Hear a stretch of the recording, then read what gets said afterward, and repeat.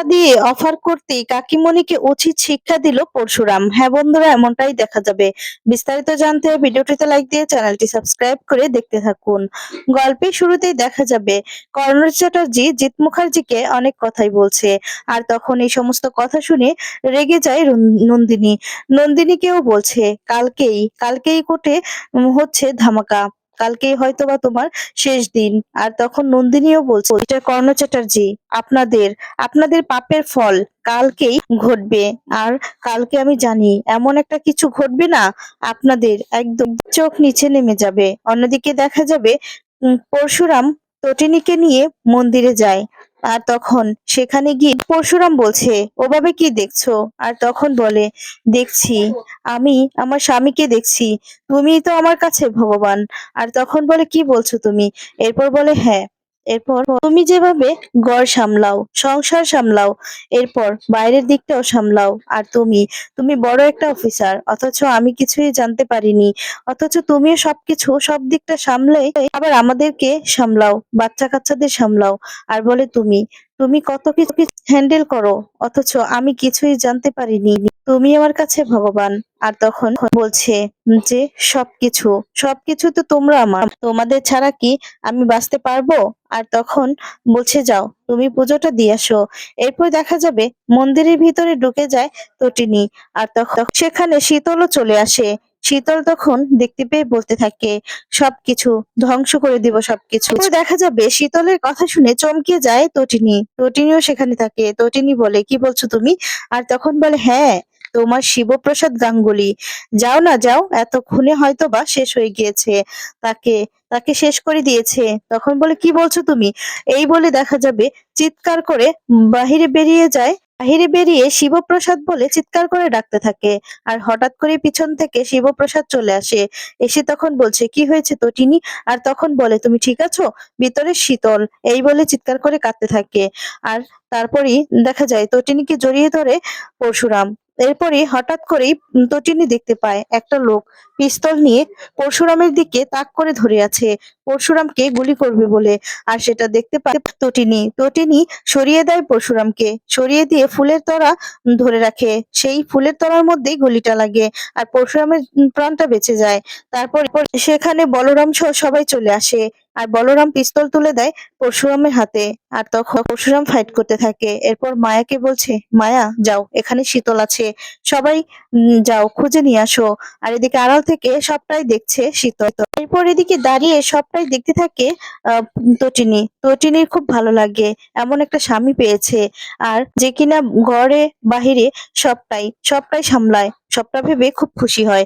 এদিকে শীতল বলছে, যতবার মারতে যাই ততবারই তুমি বেঁচে যাও পরশুরাম, কিন্তু এবার বেশি দিন আর বাঁচতে পারবে না।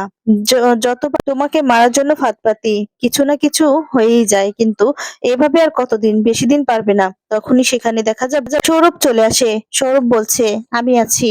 এরপর বলে, হ্যাঁ। তখন বলে, তোমার হয়ে আমি কাজ করতে চাই। এরপর বলে, তার বিনিময়ে টাকা দিতে হবে। এরপর এদিকে শীতল বলছে, টাকার বিনিময়ে সব সব আছে, সবকিছু পাওয়া যায়, টাকার বিনিময়ে সবকিছু পাওয়া যায়। এদিকে দেখা যাবে তটিনীর কাছে পরশুরাম এসে বলতে থাকে যে, আজকে আজকে তোমাকে ইচ্ছে করছে তোমার পায়ে হাত দিয়ে প্রণাম করি। আর তখন বলে, কি যে বলো না, তুমি তুমি তো আমার স্বামী, তুমি এই কথা বলছো যে? আর তখন বলে, কি করতাম বলো, আজকে তোমার জন্যই আমার প্রাণটা বেঁচে গেছে, তুমি যদি ওভাবে তোমার ফুলের তলাটা না ধরতে হয়তো বা আজকেই আমি শেষ হয়ে যেতাম। আর তখন বলে, শিবপ্রসাদ, কি বলছো তুমি? এসব কথা আর বলবে না, ঠিক আছে? আর তখন এই বলে মুখে চেপে ধরে, এরপর আবার জড়িয়ে ধরে। আর তখনই বাড়ি ফিরে আসে। আর বাড়ি ফিরে এসেই দরজা খুলেই দেখতে পায় যে কতজন এসেছে বাড়িতে। আর তখন সবাইকে দেখে খুশি হয়ে যায়। এদিকে তটিনী বলছে, হঠাৎ করে তোমরা? আর তখনই দেখা যায় আয়ুষী বলছে, কেন আসতে পারি না? এরপর বলে, না না, আসতে পারবি না কেন, 100 বার আসতে পারবি, কিন্তু সদলে এসেছিস তো, তার জন্য। তখন বলে, হ্যাঁ। এরপর তটিনী বলে, আচ্ছা ঠিক আছে, তাহলে তোমরা এসেই পড়েছো যখন, তোমরা বসো, আমি তোমাদের জন্য কিছু বানিয়ে নিয়ে আসি। এই বলে যেতে লাগলে পরশুরাম বলে, একদম না, তুমি এখানে বসো, আমি যাই। আমি কাজ করব।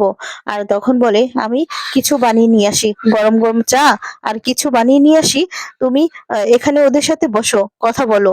আর তখন টিনির মা বলে, আমাদের জামাই হচ্ছে লক্ষ্মী জামাই, আমার মেয়েকে খুব যত্ন করে। আর তখন দেখা যায় পিকু বলে, হ্যাঁ যত্ন করে তো, আমার পা ঘর মোছে, ঘর ঝাড়ু দেয়, আর কাপড় কাচা, রান্না বান্না করে, বাসন মাজে, আর কাপড় শুকাতেও যায়। আর পাশের বাড়ির আঙ্কেল তো বলে যে তোমার পা কি তোমার মায়ের পেটিকোট আর শাড়িও শুকায়? আর তখন এই বলে সবাই হাসাহাসি শুরু করে দেয়। আর তখন তটিনী বলে, পিকু এসব বলতে আছে? কি বলছো তুমি এসব? এসব বলতে নেই, এই বলে বকাঝকা করছে। তারপর দেখা যায় সবাই এটা নিয়ে হাসাহাসি করছে। আরেক বোন দেখা যায় টিজ করে কথা বলছে। আর তখন বলছে, এভাবে কথা বলছিস কেন? জানিস না আমরা কোন প্রয়োজনে এখানে এসেছি? এখনো এভাবে টিজ করে কথা বলবি? আর তখন তটিনী অবাক হয়ে যায়।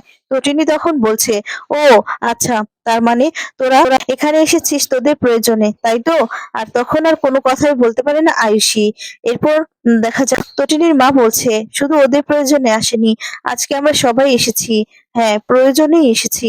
তারপর দেখা যাবে তটিনীর মা পরশুরামকে দাঁড়াতে বলে, আর বলে, বাবা এবারের জন্য একবার সুযোগ দাও না।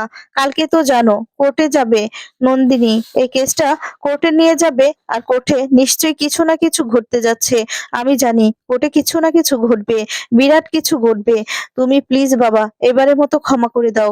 তখনই দেখা যায় আয়ুষীর মাও কাঁদতে থাকে, আর বলে, বাবা আর একটা বার চান্স দাও, একটা বার, আমাদের পুরো সংসারটা ভেঙে যাবে, একদম তছনছ হয়ে যাবে। তোমার কাছে আমি হাত জোড় করছি, তুমি একটা বার সুযোগ দাও, একটা বার, ওরা নিজেকে শুধরে নিবে, ভালো হয়ে যাবে ওরা। আর তখন তটিনী অনেক কথা বলছে, আর বলতে থাকে যে তোমরা এভাবে হাত জোড় করছো কেন? আর যা কোটে ওঠার তা ঠিকই কোটে উঠবে, এভাবে হাত জোড় করার কিছুই হয়নি। আর আমার স্বামীকে তোমরা কত কথাই বলেছো, মনে আছে? তোমরা অনেক কথা বলেছিলে, আর আমি কি বলেছিলাম? যে তোমরা এমনও দিন আসবে যে তোমরা নিজেরাই হাত জোড় করবে আমার স্বামীর কাছে। দেখলে তো, মিলে গেল তো। আজকে সেই দিনটাই কিন্তু আসলো, তোমরা কিন্তু আমার স্বামীর কাছে হাত জোড় করছো। তখন আয়ুষীর আরেক বোন বলছে, তুই কি এখন সেই সুযোগটাই নিচ্ছিস, আমাদেরকে টিচ করে কথা বলছিস? আর তখন দেখা যায় আরেকজন বলতে থাকে, না না টিচ করছে না, সেই কথাগুলোই মনে করিয়ে দিচ্ছে, এখানে তো ভুল কিছু বলেনি। আর তখনই আয়ুষীর মা বলছে, তোরা চুপ করবি? চুপ কর না, এখন কি এই সমস্ত কথা বলার সময়? তটিনীর মাও বলছে, হ্যাঁ চুপ কর, চুপ কর। আর তখন আবারও হাত জোড় শুরু করে দেয় পরশুরামের কাছে, অনেক জোরাজোরি শুরু করে দেয়, কিন্তু পরশুরাম কোনো কথাই বলছে না। পরশুরাম তখন বলে যে সবটাই তটিনী জানে, তটিনীর উপর ছেড়ে দিয়েছি, কিন্তু তারপরেও আমি একটা কথা বলছি, সেই কথাটা হলো, আমি আমার কাজের সাথে কোনোদিনও আপোষ করিনি, এখনো করব না, সেটা খুব ভালো করেই সবাই জানে। আর তখন এই কথা শুনে দেখা যায় আয়ুষীর মা রেগে যায়, রেগে গিয়ে রাগান্বিত হয়ে তাকিয়ে থাকে।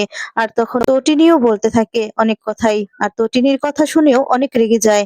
তারপর দেখা যায় আবারও তটিনীর মা রিকোয়েস্ট করতে থাকে, আর বলে, তোমার কাছে এক মা তোমার হাত জোড় করছে, প্লিজ তুমি কথাটা রাখো বাবা। আর তখনই আয়ুষীর মা রেগে গিয়ে বলতে থাকে, বলো বলো তোমার কত টাকা চাই, বলো 1 কোটি, 2 কোটি, কত, 5 কোটি? অনেক টাকা চাই তোমার, তাই না? তুমি যত টাকা বলবে তোমাকে তত টাকাই দেওয়া হবে। আর তখনই রেগে যায় পরশুরাম। পরশুরাম বলে, আপনি যদি আপনি যদি আমার আত্মীয় না হতেন, আমার শ্বশুর বাড়ির কেউ না হতেন, আজকে কি হতো সেটা আমি জানি না, আজকে হয়তো এখানে আপনি দাঁড়িয়ে থাকতে পারতেন না। তখন পরশুরামের মুখে এমন কথা শুনে অবাক হয়ে যায়।